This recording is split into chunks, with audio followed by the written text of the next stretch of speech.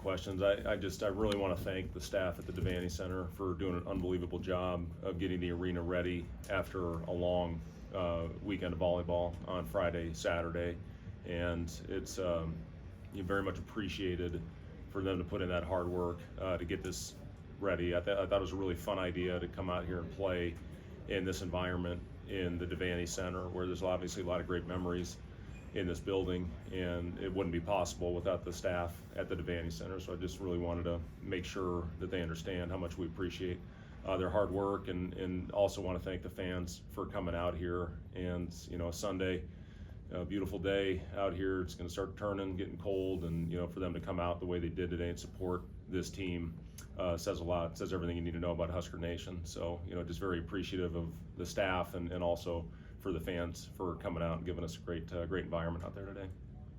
I just think the guys responded to their, first quasi-test in front of fans. Yeah, I thought it was good. We just really wanted to break up the monotony. I mean, these guys are so sick of being in the same, the practice facility, going out there, beating on each other day after day. Everybody knows the plays.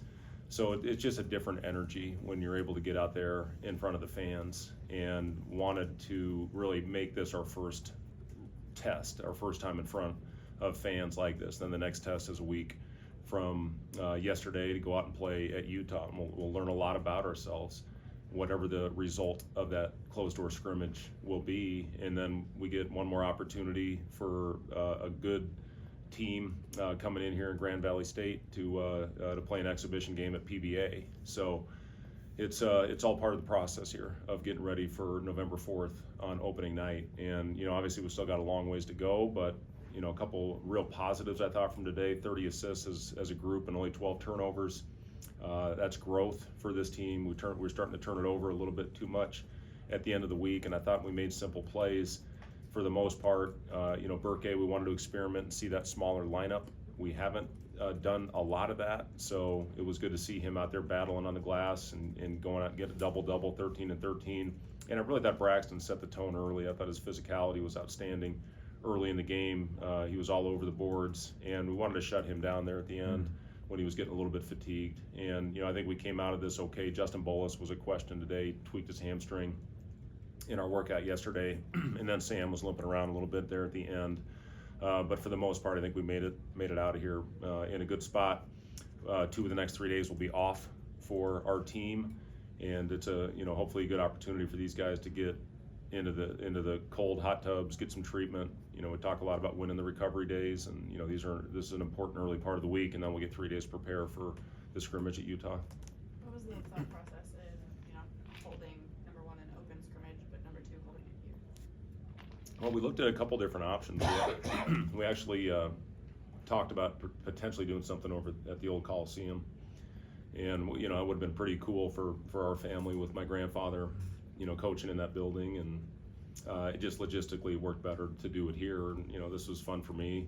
It was fun getting booed out there when I talked about my game-winning shot back in '95. But this place was awesome, and my very first coaching game in the Big 12 was in this building against Nebraska. We lost a heartbreaker in overtime. Jeter got a steal on the last possession and went down, made one free throw, and unfortunately beat us. But I just remember this place being an unbelievable environment, and just nothing's changed. I mean, our fans are still as good as anybody on the planet, and it was fun coming back into this building and playing again. I remember walking out of there the first Big 12 conference game, nervous, smelling the popcorn, walking out there on the floor, and it was a really cool environment, a great place to play. So it was fun to be back here, and it was fun for Kent and Jake to be back in here as well and call games.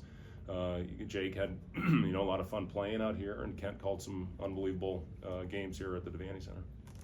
What was the thought process with the rosters? Anything to read into the lineups? No, we've changed pretty much every week. We try to keep a group together for the week. We've still got a lot of work to go, a lot of work to do, and a lot of thought process to go into what a rotation is going to look like. And I honestly have no idea right now what it's going to look like as far as the starting group, and more importantly, who's going to finish games for us. I like the way that first group looked as from a size standpoint. We got Raleigh out there at 6'5", Bryce and Juwan at 6'7", and then 6'10" and 7'1".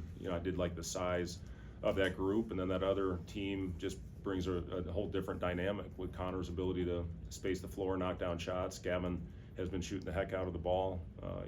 Don't take today what happened as far as the indication of what he can and can't do. He's a much better shooter than what he showed today. And then you look at guys like Kale and Braden Frager or Nick Janowski. Those guys have made huge strides for us as we've gone along and as they've gotten more used to the system. Kale was a rock star. He was one man away from a rotation last year, and he's going to be fighting for minutes out there this season. And our freshmen, I'm telling you, I've been really impressed with them. Are they going to be out there? Once the regular season starts, I don't know at this point, but they're making it hard on me because they've both shown flashes of going out there and being able to give us productive minutes. What does a bigger lineup like that allow you to do? Well, I think one thing that I'm excited about with this group is I do think we have great versatility, and there are times where we can play bigger. And you saw the lineup where we were out there with the smaller, more skilled lineup as well. And even with our fives, Andrew Morgan gives you a completely different dynamic than what Braxton does out there, but both very effective and guys that are both going to give us minutes. Justin Bolus is going to be fighting for time as well. He gives us athleticism out there at that spot, and if we do have foul trouble or anything happens, he's got to be ready to go out there and give us minutes as well. So I've been really impressed with this group. They've just competed every single day, and these guys are going to make it hard. I talked last year a lot about my biggest challenge is going to be who was going to be on the floor, and we figured it out. And some good players didn't play a lot of minutes last year, and we're probably going to have the same situation with this group. Fred, can you talk about when Conor went on that heater towards the end of the first half, just when he gets into that rhythm, what that can do for you guys this year? Yeah, Conor's got a really quick release. He knows the league. He's had some really good moments. He set an all-time record as a freshman for three-pointers made at Wisconsin, and he was on the all-freshman team that first year. So when he gets it going, it's fun. It's fun to see, and I thought our guys did a really good job of finding him within the flow of our offense. And then I was really proud of that great team in the second half, being down double digits and cutting that thing down to whatever it was, 6 or 7.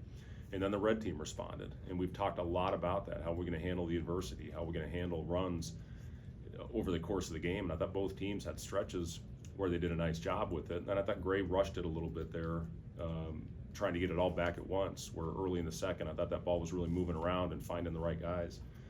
So yeah, it's a team again that I've really enjoyed. We're growing, we're moving in the right direction, but we still got a long ways to go. How much do you think the guys benefited, or what are the benefits of getting out in front of fans, just everything that went into today? Well, there's always butterflies involved when you're out playing in front of people. My big message to the guys before the game was don't go out and try to do things we haven't done all year in the preseason and in our training camp. You just need to go out there and continue on, and when things are going the right way, continue on, continue to do those things, and don't get outside of yourself. And it's a team that I think will do that, and today I thought we did it for the most part. Again, when you do the thing, what was it, a couple years ago when Rick Ross came and sang after the deal, it was like a glorified all-star game out there. This was a competitive environment, and we talked about using today as an opportunity to grow and get better, and I thought we did that. Fred, what did you see from Raleigh? Yeah, 9 assists, 1 turnover, that's who Raleigh is. He's just a flat-out winner, and if he has an average year, he's going to be the first player in Nebraska history to have 1,000 points, 500 rebounds, and 500 assists. He just finds guys. He does a great job of getting in the paint and spraying the ball out. And he's, like I said, that size, that level of toughness. He was a hell of a football player. I love everything about the kid. And then, Ulis is another experienced point guard as well, a guy that can get into the paint. I thought he had some nice plays in the lane. I don't think he had a turnover. And it, when your point guards give you whatever it was, I think Aaron had 1 assist, but I thought he made some good plays to get our guys shots. But when you go 10-1, assist to turnover in your point guard position, that's pretty darn good. Thanks, guys.